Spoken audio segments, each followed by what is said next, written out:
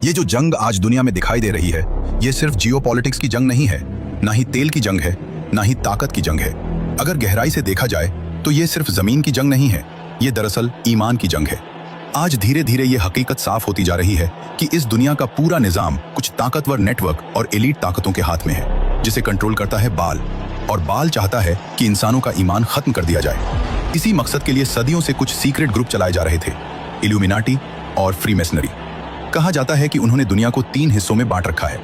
एक ग्रुप जो मेडिसिन और साइंस के निजाम को संभालता है, दूसरा ग्रुप जो पॉर्न, शराब, फिल्म इंडस्ट्री, एक्टर्स और एंटरटेनमेंट के जरिए समाज की सोच को कंट्रोल करता है, और तीसरा ग्रुप जो इकोनॉमी और आर्मी के निजाम को संभालता है। उनका मकसद सिर्फ एक है कि पूरी दुनिया उनके बनाए हुए सिस्टम के सामने झुक जाए। दुनिया का इकोनॉमिक सिस्टम देखिए, हर जगह सूद, इंटरेस्ट का निजाम। समाज को देखिए, शराब, नशा, पोर्नोग्राफी और जिस्मानी लालच को आम बना दिया गया है।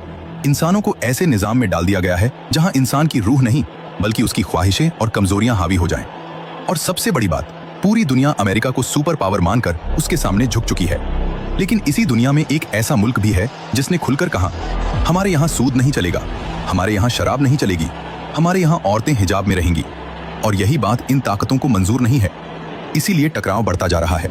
आज की दुनिया में कई सैनिकों के हाथों पर अरबी में काफिर लिखा हुआ दिखाई देता है, और यह बात याद दिलाती है कि आखिरी दौर में दज्जाल के माथे पर भी काफिर लिखा होगा।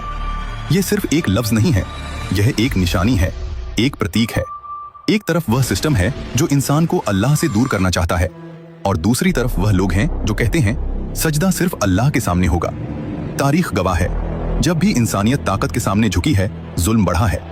लेकिन जब भी कुछ लोग सच और ईमान के साथ खड़े हुए हैं, तो बड़ी बड़ी ताकतें भी ढह गई हैं। आज जो कुछ हो रहा है, शायद वह उसी बड़े संघर्ष का हिस्सा है। एक तरफ दुनिया का सिस्टम है और दूसरी तरफ ईमान। और आखिर में फैसला किसी ताकतवर मुल्क का नहीं होगा, आखिर में फैसला अल्लाह का होगा।